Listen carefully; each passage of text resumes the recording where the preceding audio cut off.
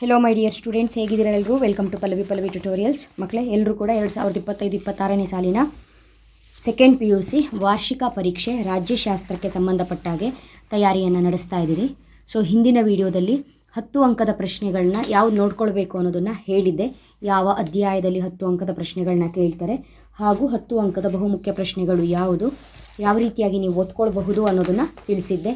ಆ ವಿಡಿಯೋನ ವಾಚ್ ಮಾಡಿಲ್ಲ ಅಂತ ಹೇಳಿದ್ರೆ ಈ ಒಂದು ವಿಡಿಯೋದಲ್ಲಿ ನಾನು ನಿಮಗೆ 2025ರ ವಾರ್ಷಿಕ ಪರೀಕ್ಷೆಯಲ್ಲಿ 5 ಅಂಕದ ಪ್ರಶ್ನೆಗಳನ್ನ ಯಾವುದು ಕೇಳಿದ್ದಾರೆ, 2024ರ ವಾರ್ಷಿಕ ಪರೀಕ್ಷೆಯಲ್ಲಿ 5 ಅಂಕದ ಪ್ರಶ್ನೆಗಳನ್ನ ಯಾವುದು ಕೇಳಿದ್ದಾರೆ, ಹಾಗೂ ಈ ವರ್ಷ ಕೇಳುವಂತಹ 5 ಅಂಕದ ಪ್ರಶ್ನೆಗಳ ಬಗ್ಗೆ ಮಾಹಿತಿಯನ್ನು ಕೊಡೋದ್ರ ಜೊತೆಗೆ ಯಾವ್ಯಾವ ಅಧ್ಯಾಯದಲ್ಲಿ 5 ಅಂಕದ ಪ್ರಶ್ನೆಗಳು ಕೇಳ್ತಾರೆ ಅನ್ನೋದನ್ನು ಹೇಳ್ತಾ ಇದ್ದೀನಿ. ಟೋಟಲ್ ಆಗಿ ನೀವು 5 ಅಂಕದ 6 ಪ್ರಶ್ನೆಗಳಿಗೆ ಉತ್ತರವನ್ನು ಬರಿಬೇಕಾಗತ್ತೆ. 5 ಅಂಕದ 6 ಪ್ರಶ್ನೆಗಳಿಗೆ ಉತ್ತರವನ್ನು ಬರಿಬೇಕು. ಪ್ರತಿಯೊಂದಕ್ಕೂ 5 ಅಂಕದಂತೆ ಟೋಟಲ್ ಆಗಿ ನಿಮಗೆ 30 ಅಂಕಗಳು ಸಿಗುತ್ತೆ. ಇದು 2024ರ ವಾರ್ಷಿಕ ಪರೀಕ್ಷೆಯಲ್ಲಿ ಕೇಳಿರುವಂತಹ ಪ್ರಶ್ನೆಗಳು. ಪ್ರಥಮ ಸಾಮಾನ್ಯ ಚುನಾವಣೆಯ ಬಗ್ಗೆ ಟಿಪ್ಪಣಿ ಬರೆಯಿರಿ. ನಾಗರಿಕ ಸೇವಾ ವರ್ಗದ ಲಕ್ಷಣಗಳನ್ನು ಚರ್ಚಿಸಿ. ಹಿಂದುಳಿದ ವರ್ಗಗಳ ಚಳುವಳಿಯ ಕಾರಣಗಳಾವುವು? ರೈತ ಚಳುವಳಿಯ ರಾಜಕೀಯ ಪರಿಣಾಮಗಳನ್ನು ವಿಶ್ಲೇಷಿಸಿ. ಪ್ರಜಾಪ್ರಭುತ್ವಕ್ಕೆ ಭಯೋತ್ಪಾದನೆಯು ಹೇಗೆ ಮಾರಕವಾಗಿದೆ ಎಂಬುದನ್ನು ವಿಶ್ಲೇಷಿಸಿ. ಭ್ರಷ್ಟಾಚಾರವನ್ನು ಯುವಜನತೆ ಹೇಗೆ ತಡೆಗಟ್ಟಬಲ್ಲರು ಎಂಬುದನ್ನು ಚರ್ಚಿಸಿ. ಸಮ್ಮಿಶ್ರ ವ್ಯವಸ್ಥೆಯ ದೋಷಗಳು ಯಾವುವು? ಅದೇ ರೀತಿಯಾಗಿ ಭಾರತ ವಿದೇಶಾಂಗ ನೀತಿಯ ಮೂಲ ತತ್ವಗಳನ್ನು ಸಂಕ್ಷಿಪ್ತವಾಗಿ ವಿವರಿಸಿ. ಭಾರತ ಮತ್ತು ಪಾಕಿಸ್ತಾನ ದೇಶಗಳ ಸಂಬಂಧದಲ್ಲಿ ಕಾಶ್ಮೀರ ಸಮಸ್ಯೆಯನ್ನು ಕುರಿತು ಬರೆಯಿರಿ ಅಂತ ಕೇಳಿದ್ದಾರೆ. ಅದೇ ರೀತಿಯಾಗಿ 2025ರ ವಾರ್ಷಿಕ ಪರೀಕ್ಷೆಯಲ್ಲಿ ಕೇಳಿರುವಂತಹ 5 ಅಂಕದ ಪ್ರಶ್ನೆಗಳು 1935ರ ಭಾರತ ಸರ್ಕಾರ ಕಾಯ್ದೆಯ ಮುಖ್ಯಾಂಶಗಳನ್ನು ಚರ್ಚಿಸಿ. ಭಾಷಾವಾರು ರಾಜ್ಯಗಳ ಪುನರ್ರಚನೆಯನ್ನು ವಿಶ್ಲೇಷಿಸಿ. ಮುಖ್ಯ ಕಾರ್ಯದರ್ಶಿಯವರ ಕಾರ್ಯಗಳನ್ನು ವಿವರಿಸಿ. ಹಿಂದುಳಿದ ವರ್ಗಗಳ ಚಳುವಳಿಯ ಕಾರಣಗಳನ್ನು ವಿವರಿಸಿ. ಈ ಕೆಳಗಿನ ಚಿತ್ರವನ್ನು ಪರಿಗಣಿಸಿ ಪರಿಸರ ಚಳುವಳಿಯಲ್ಲಿ ಇವರ ಕೊಡುಗೆಗಳನ್ನು ವಿವರಿಸಿ. ಭಯೋತ್ಪಾದನೆಗೆ ಕಾರಣಗಳನ್ನು ವಿವರಿಸಿ. ಭ್ರಷ್ಟಾಚಾರದ ವಿರುದ್ಧ ಯುವಜನತೆಯ ಪಾತ್ರವನ್ನು ಚರ್ಚಿಸಿ. ವರ್ಣಭೇದ ಮತ್ತು ಜನಾಂಗೀಯ ತಾರತಮ್ಯವನ್ನು ಭಾರತ ವಿರೋಧಿಸುತ್ತದೆ ಸಮರ್ಥಿಸಿ. ಭಾರತ ಮತ್ತು ಶ್ರೀಲಂಕಾ ಸಂಬಂಧಗಳ ಸಮಸ್ಯೆಗಳಿಗೆ ಕಾರಣಗಳನ್ನು ಚರ್ಚಿಸಿ. ಇದು 2025 ಹಾಗೂ 24ರಲ್ಲಿ ಕೇಳಿರುವಂಥ ಪ್ರಶ್ನೆಗಳು. ನಿಮಗೊಂದು ಐಡಿಯಾಕ್ಕೆ ಯಾವ ರೀತಿಯಾಗಿ ಪ್ರಶ್ನೆಗಳನ್ನ ಕೇಳ್ತಾರೆ ಅನ್ನೋದು ಐಡಿಯಾ ಸಿಗುತ್ತೆ, ಆಯಿತಾ? ಈ ವರ್ಷ ನಿಮಗೆ ಟೋಟಲ್ ಆಗಿ 5 ಅಂಕದ ಪ್ರಶ್ನೆಗಳು ಮೊದಲನೇ ಅಧ್ಯಾಯದಲ್ಲಿ 2 ಬರುತ್ತೆ. ಮೊದಲನೇ ಅಧ್ಯಾಯದಲ್ಲಿ 2 ಪ್ರಶ್ನೆಗಳು, 2ನೇ ಅಧ್ಯಾಯದಲ್ಲಿ ಯಾವುದೇ ರೀತಿಯ 5 ಅಂಕದ ಪ್ರಶ್ನೆಗಳಿಲ್ಲ. 3ನೇ ಅಧ್ಯಾಯದಲ್ಲಿ 1, 4ನೇ ಅಧ್ಯಾಯದಲ್ಲಿ 1, 5ನೇ ಅಧ್ಯಾಯದಲ್ಲಿ 1, 6ನೇ ಅಧ್ಯಾಯದಲ್ಲಿ ಭಾರತ ರಾಜಕೀಯದ ನೂತನ ಪ್ರವೃತ್ತಿಗಳು, ಅಲ್ಲಿ 5 ಅಂಕದ 2 ಪ್ರಶ್ನೆ. ಸಮಕಾಲೀನ ರಾಜಕೀಯ ವಿದ್ಯಮಾನಗಳಲ್ಲಿ ಯಾವುದೇ ಪ್ರಶ್ನೆ ಇರೋದಿಲ್ಲ. ಅಂತಾರಾಷ್ಟ್ರೀಯ ಸಂಬಂಧಗಳು ಮತ್ತು ವ್ಯವಸ್ಥೆಯಲ್ಲಿ 5 ಅಂಕದ 2 ಪ್ರಶ್ನೆಗಳು. ಭಾರತ ವಿದೇಶಾಂಗ ನೀತಿಯಲ್ಲಿ ಯಾವುದೇ ಪ್ರಶ್ನೆಗಳು ಇರೋದಿಲ್ಲ. ಇಲ್ಲಿ ಗಮನಿಸಿ, ನೀವು ಮೊದಲನೇ ಅಧ್ಯಾಯದಲ್ಲಿ 2, ನೆಕ್ಸ್ಟು 6ನೇ ಅಧ್ಯಾಯದಲ್ಲಿ 2 ಪ್ರಶ್ನೆ, ನೆಕ್ಸ್ಟು 8ನೇ ಅಧ್ಯಾಯದಲ್ಲಿ 2 ಪ್ರಶ್ನೆ.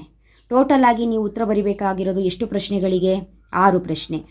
ಹಾಗಾದರೆ ಈ 3 ಅಧ್ಯಾಯಗಳಲ್ಲಿ ಬರುವಂತಹ 1, 6, 8 ಈ 3 ಅಧ್ಯಾಯಗಳಲ್ಲಿ ಬರುವಂತಹ 5 ಅಂಕದ ಎಲ್ಲ ಪ್ರಶ್ನೆಗಳನ್ನ ನೋಡ್ಕೊಬಿಟ್ರೆ 30 ಅಂಕಗಳನ್ನು ಈಸಿಯಾಗಿ ತೆಗೆದುಕೊಳ್ಬಹುದು ಅಲ್ವಾ? ಹಾಗಾದರೆ ಫಸ್ಟು ನಾನು ಭಾರತದ ರಾಜಕೀಯ ವ್ಯವಸ್ಥೆಯ ಉಗಮ ಅಧ್ಯಾಯದಲ್ಲಿ ಇರುವಂತಹ 5 ಅಂಕದ ಬಹುಮುಖ್ಯ ಪ್ರಶ್ನೆಗಳು ಯಾವುದು, ಹಾಗೂ ಆ ಪ್ರಶ್ನೆಗಳಲ್ಲಿ ಹೋದ ವರ್ಷ ಅದರ ಹಿಂದಿನ ವರ್ಷ ಯಾವ ಪ್ರಶ್ನೆಗಳು ಬಂದಿದೆ ಅನ್ನೋದನ್ನು ಕೂಡ ಹೇಳ್ತೀನಿ. ವಿಡಿಯೋ ತುಂಬ ಹೆಲ್ಪ್ಫುಲ್ ಆಗಿರುತ್ತೆ, ಇಂಪಾರ್ಟೆಂಟ್ ಆಗಿರುತ್ತೆ. ನೀವು ಗಮನಿಸಬೇಕಾಗತ್ತೆ ಯಾವ ರೀತಿಯ ಪ್ರಶ್ನೆಗಳು ಬಂದಿದೆ ಅನ್ನೋದನ್ನು ಗಮನಿಸ್ಬೋದು. ಹಾಗಾಗಿ ಸ್ಕಿಪ್ ಮಾಡದೆ ವಿಡಿಯೋನ ಕೊನೆವರೆಗೂ ವಾಚ್ ಮಾಡಿ. ನೀಡಿಲ್ಲ ಅಂತ ಹೇಳಿದರೆ ಸ್ಕಿಪ್ ಮಾಡಬಹುದು, ಓಕೆನಾ? ಅಧ್ಯಾಯ 1 ಭಾರತದ ರಾಜಕೀಯ ವ್ಯವಸ್ಥೆಯ ಉಗಮ ಮತ್ತು ಬೆಳವಣಿಗೆ. ಬೋರ್ಡ್ ಅವರೇ ರಿಲೀಸ್ ಮಾಡಿರುವಂತಹ ಕ್ವಶನ್ ಬ್ಯಾಂಕ್ ಇದು. ಸೊ ಭಾಗ ಸಿಯಲ್ಲಿ ಇರುವಂತಹ 5 ಅಂಕದ ಪ್ರಶ್ನೆ. ಆರಾಮಾಗಿ ಈ ಅಧ್ಯಾಯವನ್ನು ಓದ್ಕೊಳ್ಬಹುದು ನೀವು.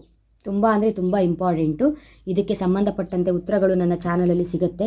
ಇನ್ನೊಂದು ಸಲ ಬೇಕಾದರೆ ಲೈಟಾಗಿ ಪಾಯಿಂಟ್ಸ್ಗಳನ್ನ ಬೇಕಾದರೆ ಕವರ್ ಮಾಡೋದಕ್ಕೆ ಪ್ರಯತ್ನ ಪಡ್ತೀನಿ.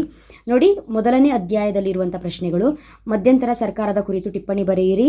ಪ್ರಥಮ ಲೋಕಸಭಾ ಚುನಾವಣೆ ಕುರಿತು ಟಿಪ್ಪಣಿ ಬರೆಯಿರಿ. 1947ರ ಭಾರತ ಸ್ವಾತಂತ್ರ್ಯ ಕಾಯ್ದೆಯ ಉಪಬಂಧಗಳನ್ನು ವಿವರಿಸಿ. ಜುನಾಗಢ್, ಹೈದರಾಬಾದ್ ಮತ್ತು ಕಾಶ್ಮೀರದ ವಿಲೀನವನ್ನು ವಿವರಿಸಿ. ಕೆಳಗಿನ ಚಿತ್ರವನ್ನು ವೀಕ್ಷಿಸಿ ಭಾರತದ ರಾಜ್ಯಗಳು ಮತ್ತು ಕೇಂದ್ರಾಡಳಿತ ಪ್ರದೇಶಗಳನ್ನು ಪಟ್ಟಿ ಮಾಡಿ. ಪಟೇಲ್ ಸ್ಕೀಮನ್ನು ವಿವರಿಸಿ ರಾಜ್ಯಗಳ ಪುನರ್ರಚನೆಗೆ ಭಾಷೆಯು ಆಧಾರವಾಗಿರಬೇಕೆಂಬುದಕ್ಕೆ ಕಾರಣಗಳನ್ನು ನೀಡಿ 1935ರ ಕಾಯ್ದೆಯಲ್ಲಿರುವಂತೆ ಸಂಸ್ಥಾನಗಳ ಸ್ವಾಯತ್ತತೆಯನ್ನು ವಿವರಿಸಿ. 8 ಪ್ರಶ್ನೆ ಇದೆ.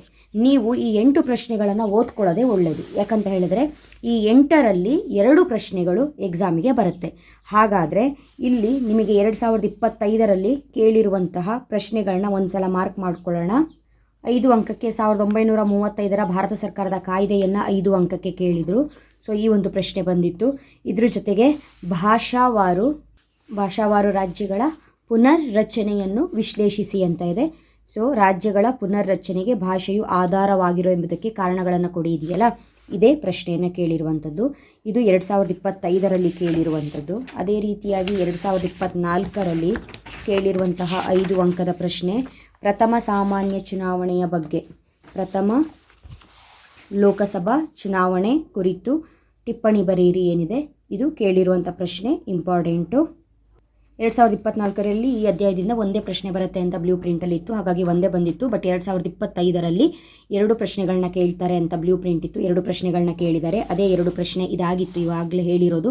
ಹಾಗಾಗಿ ಇಲ್ಲಿ ಕೊಟ್ಟಿರುವಂಥ 8 ಪ್ರಶ್ನೆಗಳನ್ನ ನೋಡ್ಕೊಳ್ಳೋದು ನಿಮ್ಮ ವಾರ್ಷಿಕ ಪರೀಕ್ಷಾ ದೃಷ್ಟಿಯಿಂದ ಬಹುಮುಖ್ಯವಾಗಿರುತ್ತೆ. ಮುಂದಿನ ಅಧ್ಯಾಯ 2 ಅಂಕದ 2 ಪ್ರಶ್ನೆಗಳನ್ನ ಎಲ್ಲಿ ಕೇಳ್ತಾರೋ, 5 ಅಂಕದ 2 ಪ್ರಶ್ನೆಗಳನ್ನ ಎಲ್ಲಿ ಕೇಳ್ತಾರೋ ಅದೇ ಪಾಠದ ಪ್ರಶ್ನೆಯನ್ನು ಹೇಳ್ತೀನಿ. ಭಾರತ ರಾಜಕೀಯದ ನೂತನ ಪ್ರವೃತ್ತಿಗಳು. ಈ ಒಂದು ಅಧ್ಯಾಯದಲ್ಲಿ ಇರುವಂತಹ ಈ ಮೊದಲ ಪ್ರಶ್ನೆನೇ ಬಹುಮುಖ್ಯವಾಗಿರುತ್ತೆ. ಕೆಳಗಿನ ಚಿತ್ರವನ್ನು ಗುರುತಿಸಿ ಮತ್ತು ಅಸ್ಮಿತೆ ರಾಜಕಾರಣದ ಉಗಮಕ್ಕೆ ಕಾರಣಗಳನ್ನು ಬರೆಯಿರಿ. ಇದು ಇಂಪಾರ್ಟೆಂಟ್ ಆಗಿರುವಂಥ ಪ್ರಶ್ನೆನೇ. ಇದ್ರ ಜೊತೆಗೆ 2025 ಹಾಗೂ 24ರಲ್ಲಿ ಕೇಳಿರುವಂತಹ ಪ್ರಶ್ನೆಗಳು ಸಮ್ಮಿಶ್ರ ಸರ್ಕಾರದ ದೋಷಗಳು ಯಾವುದು ಕೇಳಿದ್ದಾರೆ. ದೋಷ ಅಂತ ಹೇಳಿದ್ರು ಒಂದೇ, ಅವಗುಣಗಳು ಅಂತ ಹೇಳಿದ್ರು ಒಂದೇ. ಭ್ರಷ್ಟಾಚಾರವನ್ನು ಯುವ ಜನತೆ ಹೇಗೆ ತಡೆಗಟ್ಟಬಲ್ಲರು ಅಂತ ಹೇಳ್ಕೊಂಡು ಪ್ರಶ್ನೆಯನ್ನು ಕೇಳಿದ್ದಾರೆ. ಇದು ಕೂಡ ಪ್ಲಸ್ ಹಾಕಿದ್ದೀನಿ. ನೆಕ್ಸ್ಟು 2025ರಲ್ಲೂ ಕೂಡ ಭ್ರಷ್ಟಾಚಾರವನ್ನು ಯುವ ಜನತೆ ಹೇಗೆ ತಡೆಗಟ್ಟಬಲ್ಲರು ಅಂತಲೇ ಕೇಳಿದ್ದಾರೆ. ಹಾಗಾಗಿ ಇದು ಇಂಪಾರ್ಟೆಂಟು. ಭಯೋತ್ಪಾದನೆಗೆ ಕಾರಣಗಳನ್ನ ಕೇಳಿದ್ದಾರೆ. ಅದು ಹಿಂದಿನ ಅಧ್ಯಾಯದಲ್ಲಿ ಬರುತ್ತೆ. ಭಯೋತ್ಪಾದನೆಗೆ ಕಾರಣಗಳು 5ನೇ ಅಧ್ಯಾಯದಲ್ಲಿ ಬರುತ್ತೆ. ಭಯೋತ್ಪಾದನೆಯ ವಿರುದ್ಧ ಯುವ ಜನತೆಯ ಪಾತ್ರ ಅಂತ ಹೇಳಿದ್ರೆ 6ನೇ ಅಧ್ಯಾಯದಲ್ಲಿ ಬರುತ್ತೆ.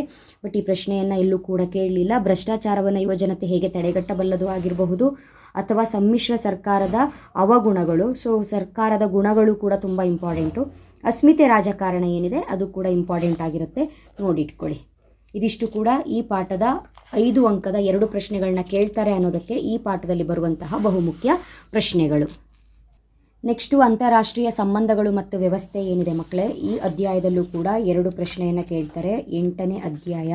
ಸೊ ಈ 8ನೇ ಅಧ್ಯಾಯದಲ್ಲಿ ಬೋರ್ಡ್ ಅವರು ಸೆಕ್ಷನ್ ಸಿ 5 ಅಂಕದ ವಿಭಾಗಕ್ಕೆ ಯಾವ ರೀತಿಯ ಪ್ರಶ್ನೆಗಳಿಗೆ ರೆಡಿ ಆಗಬೇಕು ಅನ್ನೋದನ್ನು ಕೊಟ್ಟಿರ್ತಾರೋ ಆ ಪ್ರಶ್ನೆಗಳಿಗೆ ರೆಡಿ ಆಗಬೇಕಾಗತ್ತೆ. ಹಾಗಾಗಿ ನೋಡೋಣ ಎಷ್ಟು ಪ್ರಶ್ನೆಗಳಿದೆ ಅಂತ. ನೋಡಿ, ಸಾಕಷ್ಟು ಪ್ರಶ್ನೆಗಳಿದೆ ಇಲ್ಲಿ. ನೋಡ್ಕೊಳ್ಳೋದು ನಿಮಗೆ ಕಷ್ಟನೇ ಆಗಬಹುದು. ಇಷ್ಟೊಂದು ಪ್ರಶ್ನೆಗಳನ್ನ ಓದ್ಕೊಳ್ಳೋದಕ್ಕೆ ಆಗಲ್ಲ. ಆದರೆ ನಿಮಗೆ ಈ ಒಂದು ಪಾಠದಲ್ಲಿ ಇಂಪಾರ್ಟೆಂಟಾಗಿ ಬಹುಮುಖ್ಯ ಪ್ರಶ್ನೆಗಳು ಯಾವುದು ಅಂತ ಕೊಟ್ಟರೆ ನೀವು ಅದ್ರ ಮೇಲೆ ಕಾನ್ಸಂಟ್ರೇಷನ್ ಮಾಡ್ತೀರಿ, ಆ ಕ್ವಶನ್ಸ್ ಮೇಲೆ ಅಂತ ನಾನು ಅಂದ್ಕೊಂಡಿದ್ದೀನಿ. ಹಾಗಾಗಿ ಇಂಪಾರ್ಟೆಂಟ್ ಕ್ವಶನು ಈ ಹಿಂದಿನ ಎಕ್ಸಾಮಲ್ಲಿ ಬಂದಿರೋವಂತಹ ಬಹುಮುಖ್ಯ ಪ್ರಶ್ನೆಗಳು ಯಾವುದು ಅನ್ನೋದನ್ನು ಹೇಳ್ತೀನಿ, ನೋಡ್ಕೊಳ್ಳಿ. ಅಂತಾರಾಷ್ಟ್ರೀಯ ಸಂಬಂಧಗಳ ಪರಿಕಲ್ಪನೆ ಏನಿದೆ ಇದು ತುಂಬ ಇಂಪಾರ್ಟೆಂಟು. ಹೋದ ವರ್ಷ ಈ ಒಂದು ಅಧ್ಯಾಯದಲ್ಲಿ 10 ಅಂಕದ ಪ್ರಶ್ನೆಗಳನ್ನ ಕೇಳ್ತಾರೆ ಅಂದಾಗ ಈ ಒಂದು ಪ್ರಶ್ನೆಯನ್ನೇ ಕೊಟ್ಟಿದ್ರು. ಹಾಗಾಗಿ ಈ ಪ್ರಶ್ನೆ ಬಹುಮುಖ್ಯವಾಗಿರುತ್ತೆ. ಅಂತಾರಾಷ್ಟ್ರೀಯ ಸಂಬಂಧಗಳ ಪರಿಕಲ್ಪನೆ. ನೀವು 5 ಅಂಕದ 6 ಪ್ರಶ್ನೆಗಳಿಗೆ ಉತ್ತರವನ್ನು ಬರಿಬೇಕಾಗಿರೋದ್ರಿಂದ 2 ಅಧ್ಯಾಯವನ್ನು ಕರೆಕ್ಟಾಗಿ ಓದ್ಕೊಂಡ್ರೆ 4 ಪ್ರಶ್ನೆಗಳಿಗೆ ನೀವು ಉತ್ತರವನ್ನು ಬರೆಯೋದಕ್ಕೆ ಕೇಪಬಲ್ ಇರ್ತೀರಿ. ಹಾಗೂ ನಿಮ್ಮ ಮಾದರಿ ಪ್ರಶ್ನೆ ಪತ್ರಿಕೆಗಳಲ್ಲಿ ಕೊಟ್ಟಿರುವಂತಹ ಪ್ರಶ್ನೆಗಳನ್ನ ಗಮನಿಸಿ ನೋಡಿದಾಗ ನೀವು ಇವಾಗೇನು ನಾನು 5 ಅಂಕದ ಪ್ರಶ್ನೆ ಅಧ್ಯಾಯ 1 ಭಾರತದ ರಾಜಕೀಯ ವ್ಯವಸ್ಥೆಯ ಉಗಮ ಹಾಗೂ ಭಾರತದ ರಾಜಕೀಯದ ನೂತನ ಪ್ರವೃತ್ತಿಗಳು, ಈ 2 ಅಧ್ಯಾಯದಲ್ಲಿ ಏನು 5 ಅಂಕದ ಪ್ರಶ್ನೆಗಳನ್ನ ಹೇಳಿದ್ದೀನೋ ಅದಿಷ್ಟನ್ನು ನೀವು ನೋಡ್ಕೊಳ್ಳೋದು ತುಂಬಾ ಇಂಪಾರ್ಟೆಂಟು. ಅದ್ರ ಜೊತೆಗೆ ನಿಮ್ಮ ಮಾದರಿ ಪ್ರಶ್ನೆ ಪತ್ರಿಕೆಯಲ್ಲಿ ಕೇಳಿರುವಂಥ ಪ್ರಶ್ನೆಗಳು ಕೂಡ ಸಾಕಷ್ಟು ಸಲ ರಿಪೀಟ್ ಆಗಿದೆ. ಸೊ ಆಲ್ರೆಡಿ ಅದಕ್ಕೋಸ್ಕರನೇ 2025ರ ಪ್ರಶ್ನೆ ಪತ್ರಿಕೆಯನ್ನು ಮೊದಲು ತೋರಿಸಿದ್ದು ನಿಮಗೆ. ಇಲ್ಲಿ ಕೊಟ್ಟಿರುವಂತಹ ಪ್ರಶ್ನೆಗಳು 25, 26 ಪ್ರಥಮ ಲೋಕಸಭಾ ಚುನಾವಣೆ ಕುರಿತು ಟಿಪ್ಪಣಿ ಬರೆಯಿರಿ. ರಾಜ್ಯಗಳ ಏಕೀಕರಣದಲ್ಲಿ ಸರ್ದಾರ್ ವಲ್ಲಭಭಾಯಿ ಪಟೇಲ್ರ ಪಾತ್ರವನ್ನು ತಿಳಿಸಿ. ಇದು 1ನೇ ಅಧ್ಯಾಯಕ್ಕೆ ಬಂದು ಹೋಗ್ಬಿಡತ್ತೆ. ಹಾಗಾಗಿ ಅಲ್ಲಿ ಓದ್ಕೊಂಡಿರ್ತೀರಿ, ಇದು 2 ಬರೀಬಹುದು. ಆ್ಯಂಡ್ ಬಹುಮುಖ್ಯವಾಗಿ ನೀವು ನಾಗರಿಕ ಸೇವಾ ವರ್ಗದ ಲಕ್ಷಣಗಳು ನೋಡ್ಕೊಳ್ಬೇಕು. ಕಾರ್ಮಿಕ ಚಳುವಳಿ ಇದು ಕೂಡ ನೋಡ್ಕೊಳ್ಬೇಕು. ನೆಕ್ಸ್ಟು ಇಲ್ಲಿ 29ಕ್ಕೆ ಬಂದರೆ ಇದನ್ನು ನೀವು ಸಪ್ರೇಟಾಗಿ ನೋಡ್ಕೊಳ್ಳುವಂತಹ ಅಗತ್ಯ ಇಲ್ಲ. ಕಾರಣ 10 ಅಂಕಕ್ಕೆ ಈ ಅಧ್ಯಾಯವನ್ನು ಓದುವಾಗ ಈ ಪ್ರಶ್ನೆಯು ಕೂಡ ಕವರ್ ಆಗಿರುತ್ತೆ. ಹಾಗಾಗಿ ಒಂದು ಪ್ರಶ್ನೆ ಈಸಿಯಾಗಿ ಬಂದುಬಿಡುತ್ತೆ. ಸಮ್ಮಿಶ್ರ ಸರ್ಕಾರದ ಅವಗುಣಗಳು ಈಗ ಆಲ್ರೆಡಿ ಹೇಳಿರುವಂತಹ ಅಧ್ಯಾಯದಲ್ಲೇ ಬಂದಿದೆ. ಭಯೋತ್ಪಾದನೆಯ ವಿರುದ್ಧ ಹೇಳಿರುವಂಥ ಅಧ್ಯಾಯದಲ್ಲೇ ಬಂದಿದೆ. ಈ ಕೆಳಗಿನ ಚಿತ್ರವನ್ನು ಪರಿಗಣಿಸಿ ಅದರ ಸ್ಥಾಪನೆ ಕುರಿತು ಬರೆಯಿರಿ. ಇದು ಬಹುಮುಖ್ಯವಾದಂತಹ ಪ್ರಶ್ನೆ. ಈ ರೀತಿಯಾಗಿರುವಂಥ ಚಿತ್ರವನ್ನು ಕೊಟ್ಟು ಅದ್ರ ಬಗ್ಗೆ ಬರೀರಿ ಅನ್ನುವಂಥ ಪ್ರಶ್ನೆಗಳು ರಿಪೀಟ್ ಆಗೇ ಆಗುತ್ತೆ. ಹಾಗಾಗಿ ಇದು ಇಂಪಾರ್ಟೆಂಟು. ಭಾರತ ಸಾರ್ಕ್ನ 5 ಪ್ರಾದೇಶಿಕ ಸಹಕಾರಿ ಕ್ಷೇತ್ರಗಳ ಕುರಿತು ಬರೆಯಿರಿ ಅಂತ ಇಲ್ಲಿ ಕೇಳಿದ್ದಾರೆ. ಅದೇ ರೀತಿಯಾಗಿ ಇನ್ನೊಂದು ಮಾದರಿ ಪ್ರಶ್ನೆ ಪತ್ರಿಕೆ ನೋಡಿದ್ರೆ 25, 26 ಮೊದಲನೇ ಅಧ್ಯಾಯದಲ್ಲೇ ಕವರ್ ಆಗಿ ಹೋಗುತ್ತೆ. ನೆಕ್ಸ್ಟ್ ನಿಮಗಿಲ್ಲಿ ಮುಖ್ಯ ಕಾರ್ಯದರ್ಶಿಯ ಕಾರ್ಯಗಳನ್ನ ಕೇಳಿದ್ದಾರೆ. ಇದ್ರ ಜೊತೆಗೆ ಈ ಒಂದು ಅಧ್ಯಾಯದಲ್ಲಿ ಜಿಲ್ಲಾಧಿಕಾರಿಯ ಕಾರ್ಯಗಳು ಏನಿದೆ ಅದು ಕೂಡ ತುಂಬಾ ಇಂಪಾರ್ಟೆಂಟು. ಆ ಒಂದು ಪ್ರಶ್ನೆಯನ್ನು ನೋಡ್ಕೊಳ್ಳಿ. ಅದೇ ರೀತಿಯಾಗಿ ಅವೈಜ್ಞಾನಿಕ ಇದು ಇಂಪಾರ್ಟೆಂಟು. ಓಕೆನಾ. 29 ಆಲ್ರೆಡಿ 10 ಅಂಕದ ಅಧ್ಯಾಯದಲ್ಲಿ ಬಂದಿದೆ ಅಂತ ಹೇಳಿದ್ದೀನಿ, ಓದೋ ಅವಶ್ಯಕತೆ ಇಲ್ಲ. 30 ಇವಾಗ ನಾನು ಹೇಳಿರುವ ಪ್ರಶ್ನೆಗೆ ಆ್ಯಡ್ ಆಗಿದೆ, ಅದು ಕೂಡ ನೋಡ್ಕೊಳ್ಬಹುದು. ಓಕೆನಾ. ಸೊ ನಾನು ಹೇಳಿರುವಂತಹ 2 ಅಧ್ಯಾಯದಲ್ಲಿ ಕರೆಕ್ಟಾಗಿ ನೋಡಿಕೊಂಡ್ರೆ ನಿಮಗೆ ಎಷ್ಟು ಹೆಲ್ಪ್ಫುಲ್ ಆಗುತ್ತೆ ನೋಡಿ.